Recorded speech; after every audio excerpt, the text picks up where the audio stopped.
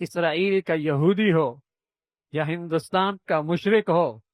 اس کا پہلا نشانہ اللہ کے گھر ہے، اس کا پہلا نشانہ دین کے مراکز ہیں۔ مجھے جانتا ہے اور خوب اچھی طرح جانتا ہے کہ یہی وہ مراکز ہیں جو ایک طرف فریضہ جہاد اور مسلمانوں میں شہادت کا ولولہ اور مسلمانوں میں اللہ کے راستے میں قربان ہونے کا جذبہ، انہی مساجد سے آواز آتی ہے، انہی دینی اداروں سے آواز آتی ہے، اس لیے کہ یہی قرآن حدیث پڑھنے کے یہی مراکز ہیں۔ وہ خوب جانتا ہے، اور دوسری طرف وہ یہ بھی جانتا ہے کہ اس ملک کے سب سے پہلی دفاعی قوت انہی مساجد اور مدارس کا طبقہ، یہی اس ملک پر قربان ہونا اپنی سعادت سمجھتا ہے، یہی دیندار طبقہ، مساجد سے جڑا طبقہ اس ملک کا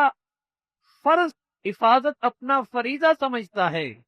اور اپنے ایمان کا تقاضا سمجھتا ہے۔ اس ملک میں جو بھی جتنا مسلمان اچھا اور بڑھیا ہوگا،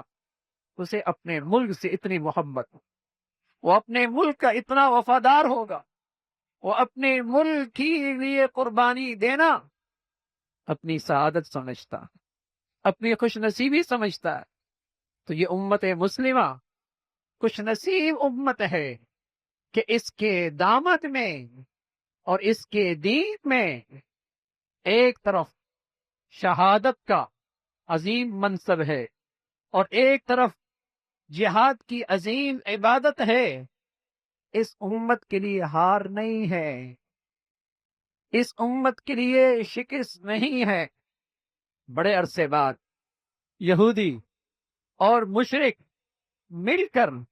مسلمانوں کے مقابلے میں آئے۔ آپ کے ملک کے ساتھ اس وقت جو جارحیت ہے وہ ہندوستان کے مشرک بھی ہے، اور دوسری طرف اسرائیل کا یہودی بھی اس میں شامل۔ بڑے عرصے کے بعد یہودی اور مشرک دونوں مل کر اس ملک کی جارحیت کے خلاف اکٹھے ہیں، لیکن الحمدللہ افواج پاکستان کی سرحدوں پہ کھڑے وہ نوجوان جنہیں اللہ رب العزت نے اسلام کے بدولت شہادت کا جذبہ دیا ہے، جنہیں اللہ رب العزت نے جہاد کی عظمت عطا فرمائی ہے، رات دن ان فضاؤں کے اندر بھی دشمن کے دانت کھٹے کر رہے ہیں۔ الحمدللہ ہم ان کے لیے دل و جان سے دعا گو ہیں، اللہ انہیں سلامت رکھے، اللہ ان کی شہادت اور بہادری کو اور ان کی عزم و ہمت کو اور ان کے اس شہادت اور جہاد کے جذبے کو اللہ تعالی اور بڑھوتری عطا فرمائے۔